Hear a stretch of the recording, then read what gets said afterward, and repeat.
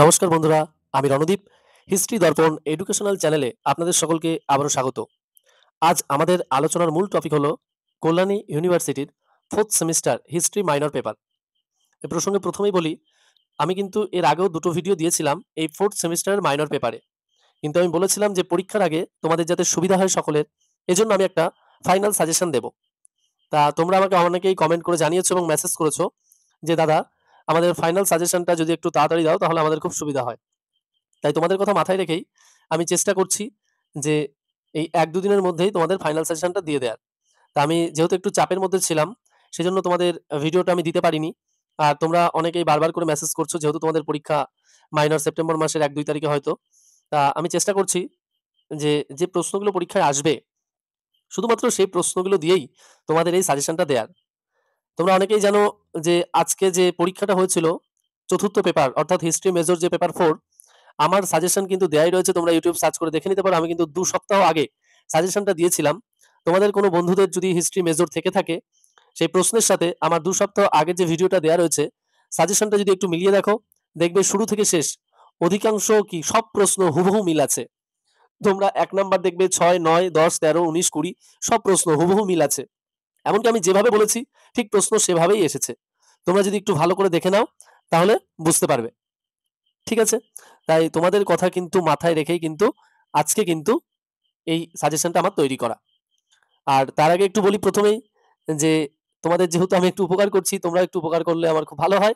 যে তোমরা অবশ্যই যারা নতুন আছো চ্যানেলটিকে অবশ্যই সাবস্ক্রাইব করে বেল আইকন প্রেস করে রাখবে এবং আমার ভিডিওর পর তোমাদের যদি মনে হয় যে আরো কোনো কিছু দিলে তোমাদের পরীক্ষার জন্য আরো খুব বেশি উপকার হবে, তাহলে অবশ্যই তোমরা কমেন্ট বক্সে কিন্তু কমেন্ট করে জানাবে।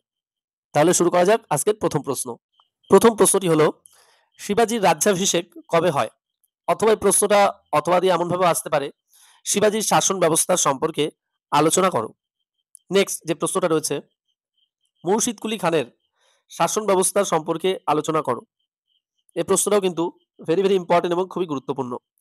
নেক্সট আরেকটা প্রশ্ন রয়েছে, যে প্রশ্নটা মালজামিনী ব্যবস্থা টিকা লেখো, অর্থাৎ মালজামিনী ব্যবস্থা কি, এটা টিকা লেখো। মোস্ট ইম্পর্টেন্ট প্রশ্ন কিন্তু এটাও। নেক্সট, ফিরোজ শাহ তুগলকের শাসন সংস্কার অথবা ফিরোজ শাহ তুগলককে সুলতানি যুগের আকবর বলা হয় কেন? নেক্সট, সুলতান রাজিয়ার কৃতিত্ব সম্পর্কে আলোচনা করো। এই প্রশ্নটাও কিন্তু টিকা আকারে আসতে পারে। নেক্সট, ইলতুৎমিশের ইকতা ব্যবস্থা সম্পর্কে আলোচনা করো।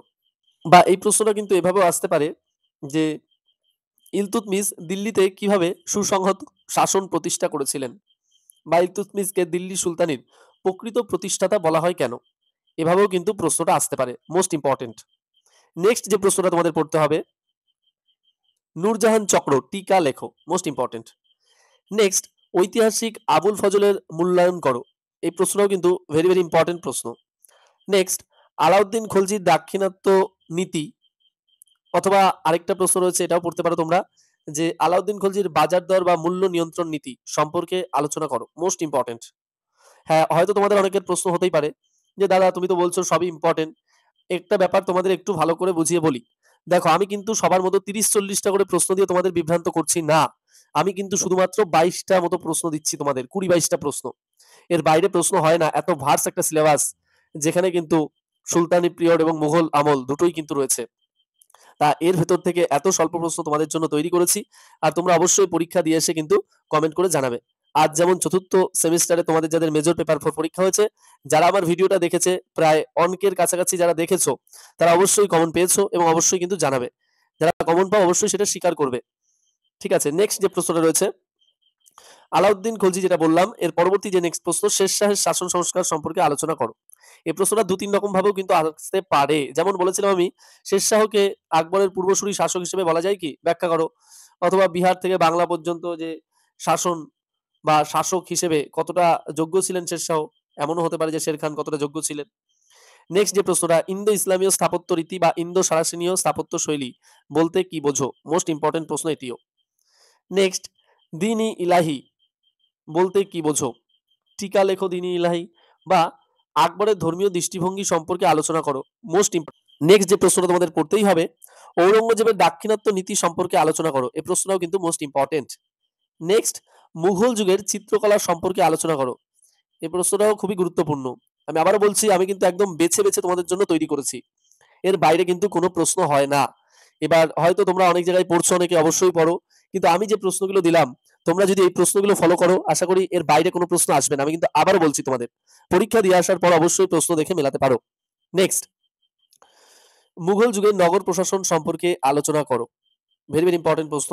নেক্সট, মুঘল যুগের গ্রামীণ অর্থনীতি সম্পর্কে আলোচনা করো।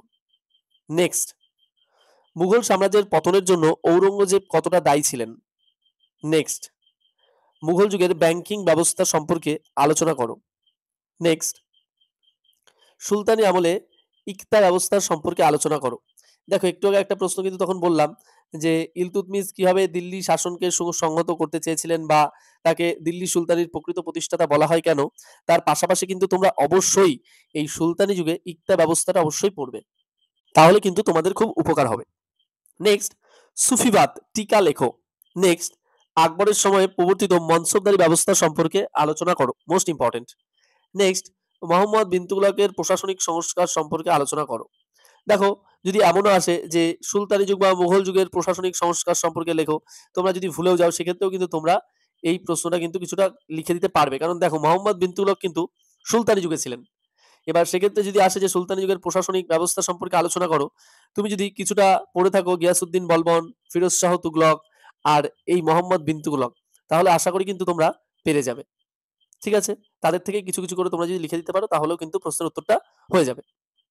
নেক্সট যে প্রশ্নটা আমরা বলবো, বিজয়নগর সাম্রাজ্যের প্রশাসনিক ব্যবস্থা বা বিজয়নগর সাম্রাজ্যের নায়ক প্রথা সম্পর্কে আলোচনা করো। এই প্রশ্নটাও কিন্তু মোস্ট ইম্পর্টেন্ট। এমন ভাবে আসতে পারে যে নায়ঙ্কর প্রথা কি, বা নায়ঙ্কর প্রথা টিকা লেখো।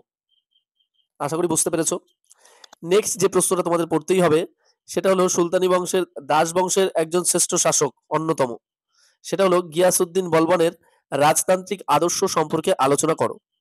এই প্রশ্নটাও কিন্তু মোস্ট ইম্পর্টেন্ট, কারণ গিয়াসউদ্দিন বলবনের চরিত্রটা কিন্তু একটু ভালো করে তোমরা দেখবে, তাহলেই বুঝতে পারবে পড়ার পরে যে গিয়াসউদ্দিন বলবন কিন্তু সবার থেকে কিছুটা আলাদা। তোমরা জানো নিশ্চয়ই যে সিজদাও পাইবাস তিনি চালু করেন। ২ নম্বরের ক্ষেত্রেও কিন্তু এই প্রশ্নটা পড়বে। তার পাশাপাশি শেষ সময় কিন্তু কবুলিয়ত পাট্টা, এগুলো কিন্তু ২ নম্বরের জন্য পড়বে। ফিরোজ শাহ তুগলকের আমলে কিন্তু দেওয়ানি হস্তি হক, ঠিক আছে, এই বিষয়গুলো যে ৪ টে তিনি আলাদা যে বিবাহের জন্য বিধবা মেয়েদের, অথবা যেসব মেয়েরা বিয়ে করবে কিন্তু কন্যার কোনো টাকা ছিল না তাদের হেল্প করার জন্য, তারপর দেওয়ানি হস্তি হক, দারুল সিফা, এই যে মানে বিনামূল্যে যে দাতব্য চিকিৎসালয়, এই বিষয়গুলো কিন্তু পড়বে। তারপরে গিয়াসউদ্দিন বলবন সামরিক বিভাগের জন্য দেওয়ানি আর্জ ব্যবস্থা চালু করেন। মোহাম্মদ বিন তুগলক কৃষিদের উন্নতির জন্য, অর্থাৎ কৃষিকাজে কৃষকদের উন্নতির জন্য দেয়ার কহি দপ্তর স্থাপন করেন। তারপরে আলাউদ্দিন খলজি বাজার দেখাশোনা বা নিয়ন্ত্রণের জন্য সাহানিয়া মান্ডি, এই যে বিষয়গুলো এগুলো কিন্তু একটু ভালো করে তোমাদের দেখতে হবে, মোস্ট ইম্পর্টেন্ট। নেক্সট যে প্রশ্নটা বলবো, বালাজি বাজিরাওয়ের কৃতিত্ব সম্পর্কে আলোচনা করো। এই প্রশ্নটাও মোস্ট ইম্পর্টেন্ট। আশা করি তোমাদের আমি যে এই ২০-২২টা প্রশ্ন বললাম, এর বাইরে কিন্তু কোনো প্রশ্ন আসবে না। তোমরা কিন্তু পরীক্ষার হলে বসে প্রশ্নগুলো একটু ভালো করে পড়ে তারপরে কিন্তু উত্তরগুলো করে আসবে, তাহলে আশা করি তোমরা অধিকাংশ প্রশ্নই কিন্তু কমন পেয়ে যাবে। এর বাইরে কিন্তু কোনো প্রশ্ন আসবে না, আমি বারবার করে বলছি। তো তোমরা খুব ভালো করে দেখবে।